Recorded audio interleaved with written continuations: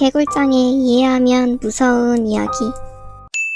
인기 있는 홈쇼핑 채널에서 획기적인 상품이 출시되었다. 전 세계 최고의 마법사인 아랑슈가 무작위로 마법을 건 인형을 팔기 시작한 것이다.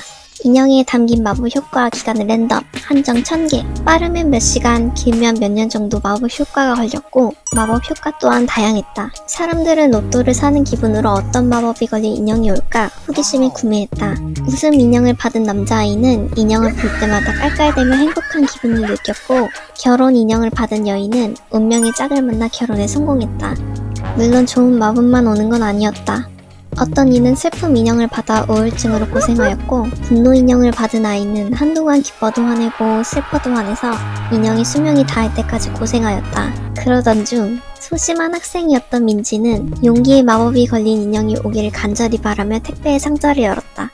열자마자 인형이 보였고 그 위에는 이렇게 쓰여 있었다.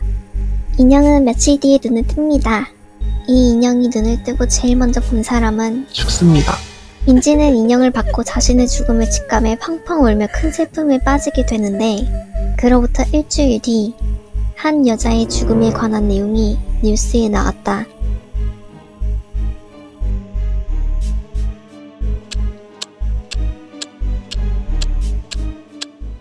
개굴장에 이해하면 무서운 이야기. 해석. 뉴스에 나온 여자는 다름 아닌 마법사 아랑슈였다. 죽음 인형을 받은 민지는 당황을 했지만 홈쇼핑으로 받은 인형이니 반품 신청을 해도 되지 않을까? 라는 생각으로 반품 요청을 하였다. 일주일이 지난 후 되돌아온 상품을 보며 무슨 인형이길래 반품을 했을까? 라는 생각으로 상자를 열어본 아랑슈는 눈을 뜬 인형을 보며 이건 판매하는 아이가 아니었는데 왜 여기에? 라고 중얼거리며 그 자리에서 죽었다.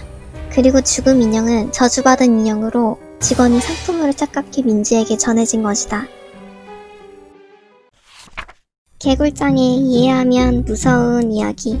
옛날 옛적 가뭄이 오래가서 농사를 못 짓는 마을이 있었습니다. 비가 내리지 않아 굶어 죽는 사람들이 많아지자 마을 사람들은 지푸라기라도 잡는 심정으로 용하다는 무당을 찾아갔습니다. 무당은 하늘이 노해서 비가 내리지 않는 것이라며 10일에 걸쳐 하루에 한 번 어린 산 재물을 마을에 수오목에 바치면 비가 내릴 것이라 말했습니다. 마을 사람들은 절망했지만 다 굶어 죽을 수는 없으니 무당의 말을 들었고 자신의 아이가 걸리지 않기를 바라며 제비뽑기를 했습니다. 3명의 어린아이를 바친 뒤 4일째가 되던 날 부잣집 대감이 제비뽑기에 걸렸고 어린 딸을 바쳐야 한다는 사실에 생각이 잠겼습니다. 그리고 문득 생각난 듯 사람들에게 이야기했습니다. 어린아이 10명으로 비가 그친다면 신통력이 강한 무당 1명 바치는 걸로 비가 내리지 않겠소? 라고 말입니다. 마을 사람들은 그 말을 듣고 보니 맞는 말이라며 무당을 찾아갔고 신통력이 없는 어린아이 10명보다 당신이 선제물이 되는 게 훨씬 더 효과 있을 것 같소? 라며 무당에게 외쳤습니다.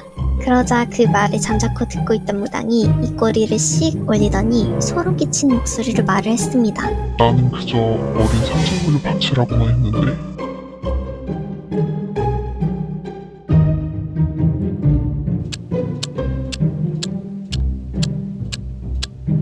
개굴장에 이해하면 무서운 이야기.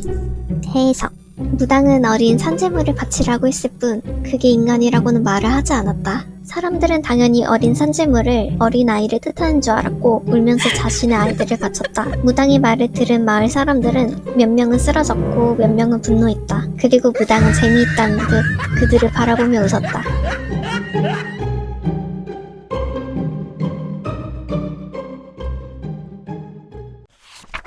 개굴장에 이해하면 무서운 이야기. 미식가 마을 일품 레스토랑에 유명한 요리사가 있다. 요리사는 까다로운 미식가들의 입맛을 단번에 사로잡았고 사람들은 그 요리에 열광했다. 하지만 사람의 인체 구조상 더 먹고 싶어도 배가 부르면 먹을 수 없기에 사람들은 이 맛있는 것을 조금밖에 먹지 못하다니 하며 항상 아쉬워했다.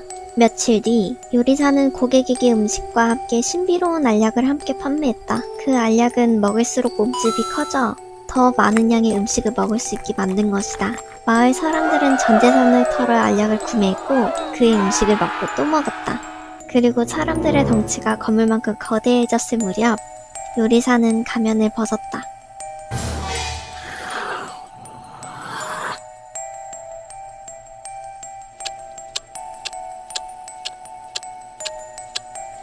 개굴장에 이해하면 무서운 이야기. 해석.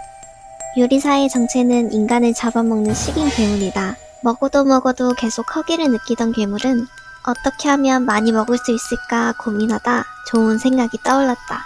자신의 음식을 살찌우고 더 맛있게 먹기 위해 사람들에게 맛있는 음식을 먹이고 마법의 알약으로 사람들의 크기를 키웠다.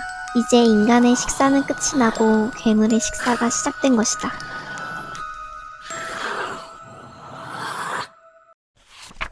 개굴장에 이해하면 무서운 이야기.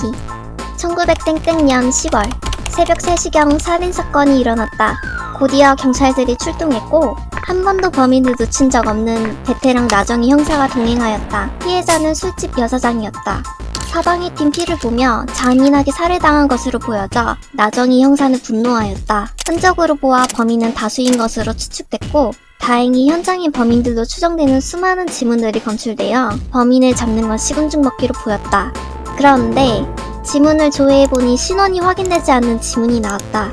지문은 넘쳐나는데 조회해보니 없는 사람이다. 신원이 등록되지 않은 외국인이 살인범이라 생각한 나정희 형사는 즉시 공항을 통제하고 수많은 외국인들을 검사했지만 그의 노력에도 불구하고 범인들은 잡을 수 없었다. 그렇게 미제 사건으로 마무리되고 10년 후 나정희 형사는 현장에 증거가 많았는데 범인을 잡지 못해 한탄해야 했고 분한 나머지 혹시나 하는 마음에 수사기관의 지문을 다시 의뢰해보았다. 그런데 놀랍게도 지문의 주인공들이 모두 검색이 되기 시작했다. 덕분에 나정희 형사는 범인들을 찾을 수 있었는데 어떻게 된 것일까?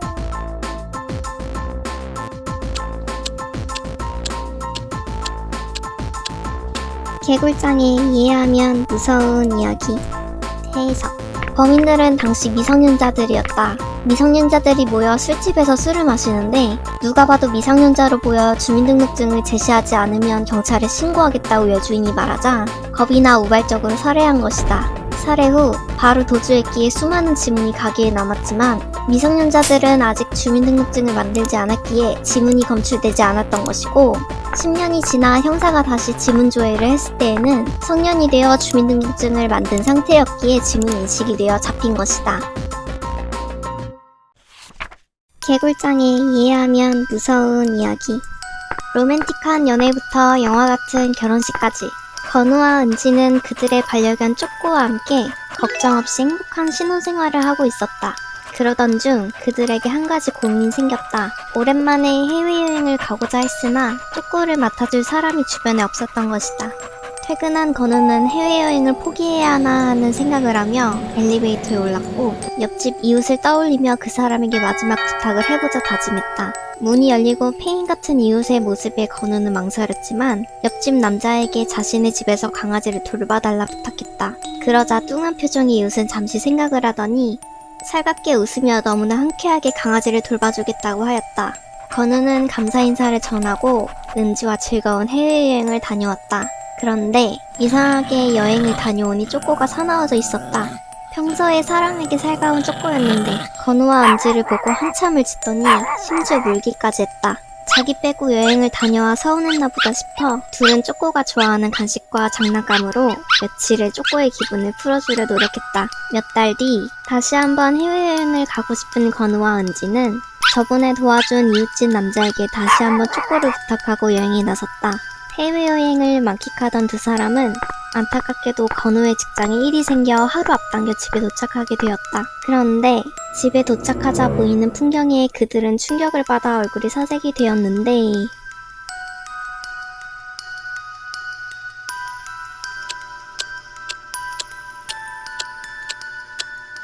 개굴장에 이해하면 무서운 이야기. 해석. 소리에 예민한 남자는 아파트가 방음이 잘 안되어 옆집에서 들리는 소리에 스트레스를 많이 받았다.